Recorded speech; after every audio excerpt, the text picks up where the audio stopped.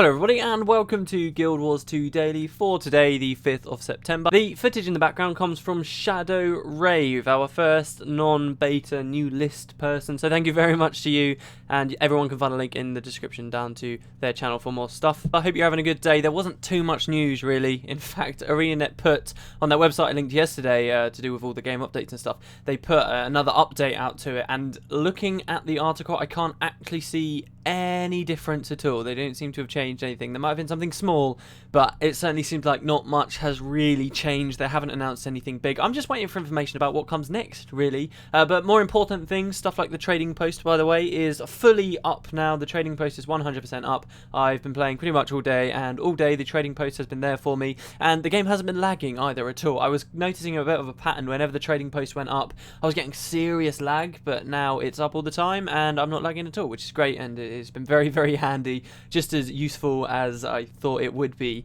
The main thing I think that was a problem with the trading post looking back while it was down is that Guild Wars 2, they removed direct player-to-player trading, and they've got their reasons for that, and they might be sound reasons. A lot of people do agree with them, but that does mean that when the trading post went down, and because it was pretty much down or unreliable at best since the launch of the game, there was no real backup outside of mail. And then when mail went down as well for a while, you could be stood right next to someone and be completely and utterly unable to give them whatever drop you just got, which was crazy. So it was a very weird situation to have both those services go down, but it did happen and it was a big problem. But now the trading post's up, everything is just fully functional really. I've had no problems with anything, not parting up, not lag, not anything wrong with the trading post. Everything is exactly perfect and nice and dandy and wonderful, which is great. The forums are still down, the ArenaNet forums are still down, but a little bit of news there. The support section of the forums are up now. A lot of any problems you might be having that you want to raise with ArenaNet, you can go there and you go through like their ticketing system. So that's all fine. All the support stuff is up at the forums, and they are still maintaining their stance of once everything is totally settled down with Guild Wars 2, then they are going to open up the rest of the forums once everything's settled. But they are still saying they did update that page of what's going on with the game, and they didn't remove the section about the fact that they're increasing the game's capacity and world sizes and stuff like that. So they might still be having a lot of influx of people, and it depends how long that continues to rise before they can actually decide that they're safe enough to open the forums. So bear that in mind. But really, that's it for news. That I haven't really found anything else. A lot of interesting discussion about a lot of stuff in the game. People talking about really whether you can do any dungeon with any combination. And that's a question that I've been asking myself too, honestly, and various other things. But for news, that's about it. So I decided I would pick a handful of questions and rush through these. I do have more mechanical kind of stuff I want to talk about. I really want to talk about my Ellie build because I've worked on it so much, and I kind of want to show it to you guys. And there is a part of me that doesn't want to do it because it's like, if you're going to put your build out on the internet, it's you pretty much saying it's really, really good. And I'm pretty sure it won't hold up to anyone that spent hours and hours scrutinizing the game mechanics far more than I have. But I'm really proud of it. I quite like it. So you might see a video about just progress on my Ellie and stuff like that later on. But anyway, the first question for Guild Wars 2 Daily today comes from Caleb Likes Pie, who says, "Hey WP, just wondering what you thought of the Dermot Priory. I noticed that in your personal story you chose the Order of Whispers, as I did. I was originally going to join the Priory, but in the story leading up to the decision, I felt the Priory was a bunch of useless bookworms who didn't actually care about people. Why did you choose the Order of Whispers, and what did you think about how the Priory was portrayed?" I did kind of get that impression as an Asura. I basically had a choice, and I'm not going to spoil it too much. I am still in a bit of a buffer period because I appreciate some people might not have got that far, though it's not very far into the story, this. But I basically had a choice of studying a single Risen with the Priory, or going out and fighting a load of Risen to do the research, but at the same time help other people. And I feel like that decision right there kind of summed up the difference between the others and the Priory. And I thought, well, it's more win-win to go and help lots of people and still get the research done. I'll do it that way. I don't have anything against the Priory. I think they're really cool, and they're very much my type. They're the kind of people, I suppose, that are looking a lot more into the universe and asking a lot of questions. But at the same time, I think the Order of Whispers have the answers to those questions, and this is what intrigues me about the Order of Whispers. The Dermot Priory, although they're older than the Vigil, they're one of the newer orders, and they spend a lot of time sitting around asking questions and finding answers. But the Order of Whispers are this ancient organisation that have spent so long fighting demons. They were there at our side fighting Abaddon, they were fighting gods, they knew about all this really dark stuff, they know about rituals, they know about demons, they know about Tyria's history, and they've been doing it for a very long time. And it kind of twigged with me just before launch, where we found the Chantry of Secrets. It kind and there was that giant globe in there, it kind of twigged to me that really, if you want the really deep or interesting lore stuff to do with Tyria, you're probably going to find it in the Order of Whispers. It's the Order of Whispers that are doing this really badass stuff. So that was a big part of it to me. Another big part is obviously I'm going to be having lots of characters, and over the course of them I will be seeing all 3 orders anyway,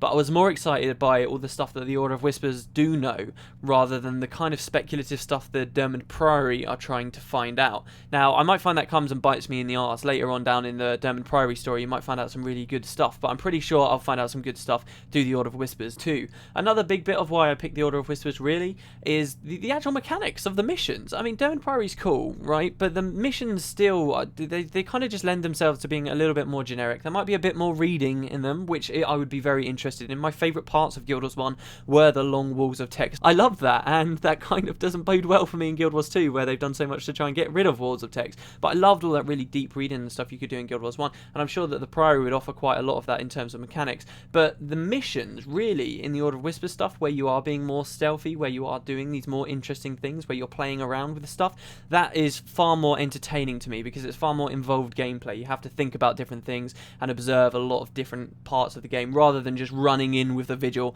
against a huge wave of enemies, which at the end of the day is cool, but we do see that in a lot of the large scale events in other areas of the game, not even in the personal story. So I feel like I'm getting a bit of everything if I go with the Order of Whispers on this character, and those were kind of my main reasons.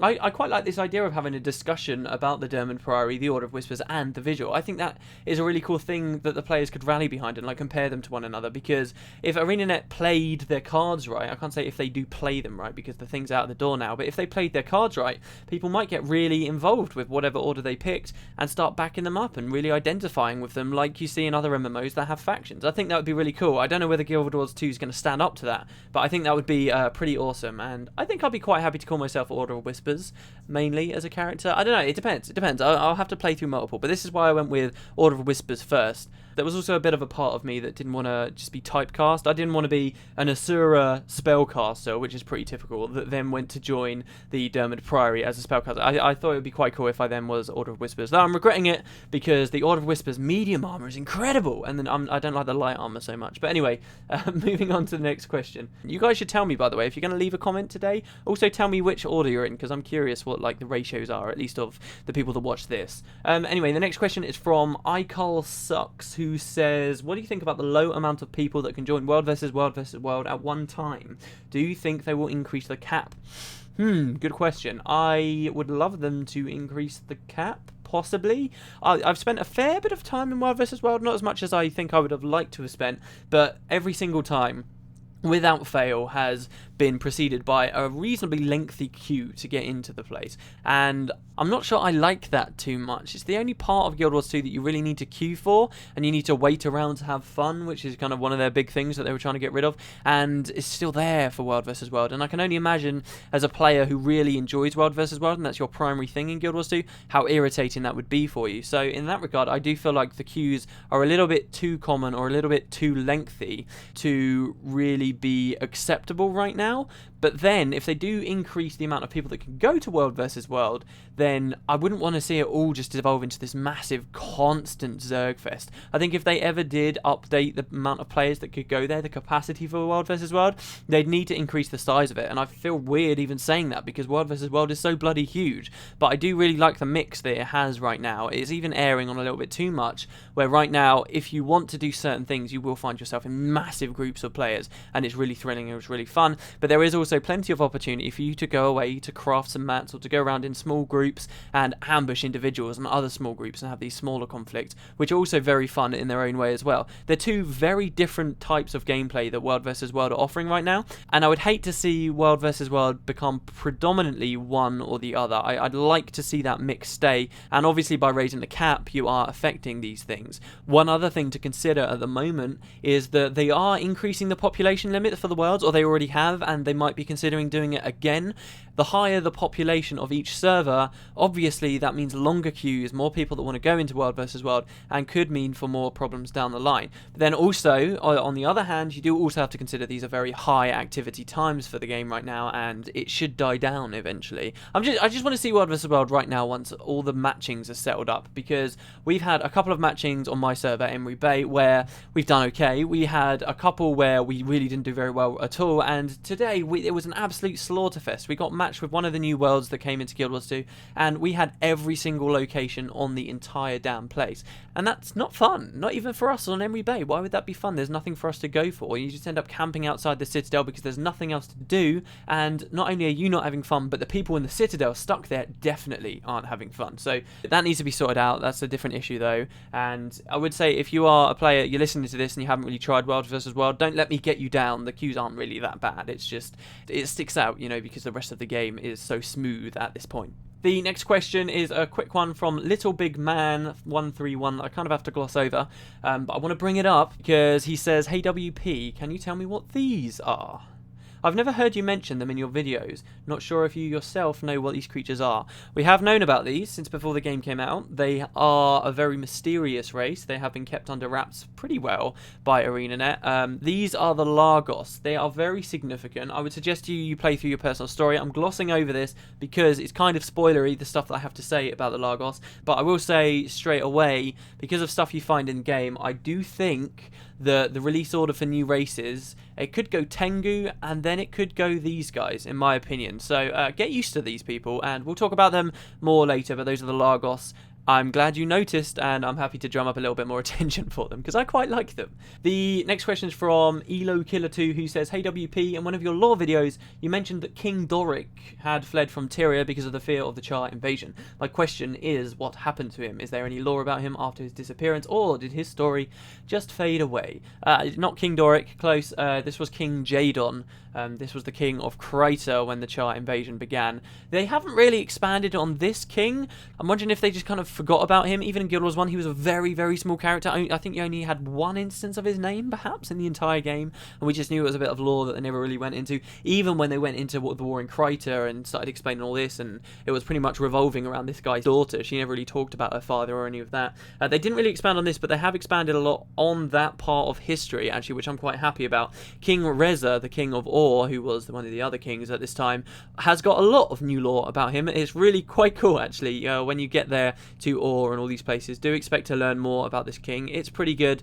I think ArenaNet would have gone seriously wrong to have actually taken us to this place and not mentioned the king, so that's quite cool. And just this general period of history, even though I don't have an answer for you for King Jadon here, who fled, and bear in mind there might be answers, I've not seen everything just yet. They do explain some cool little things. In fact, one thing a lot of people was always quite ambiguous, and I'm happy to have had finally settled now, was when the Char attacked Or, when they split off, some of them attacked Crater, some of them attacked Or. If you look at the map, actually that did kind of mean they had to go through the Crystal Desert, but we never had any lore or any mention ever in the game universe that the Char had managed to cross a desert, and a desert that was in the same game portrayed as such a deadly, impassable place.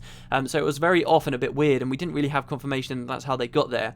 But when you go to Ebenhawk in Guild Wars 2, you can gather up this story that's told through volumes that will actually mention that there were Char in the Crystal Desert, and that's how they did it. Just little confirmations like that are all over the place, which are quite cool. I'll keep you up to date on that kind of thing as well, because I don't really think that's too spoilery, but that is good for a lot of us who have been following this kind of thing. Well, there you go, guys. That's Guild Wars 2 Daily for today. Had a very interesting discussion, actually, yesterday on this whole banning thing. A lot of people do seem to be quite annoyed about it. I can see why people would be annoyed. They don't like that ArenaNet are kind of putting out this message. I would say that the only reason I'm more okay with it is because there is a big part of me that thinks this probably is just a message to people, and we're not going to be seeing thousands and thousands of bans across the shop. But I do not have any sympathy for anyone that did it. So if you sat there watching, but you got back in game, well, lucky you, but I have no sympathy for anyone. There's a hilarious article out there right now of someone who's written an open letter to ArenaNet, and it's just the funniest thing to read in the world, how butthurt this guy is.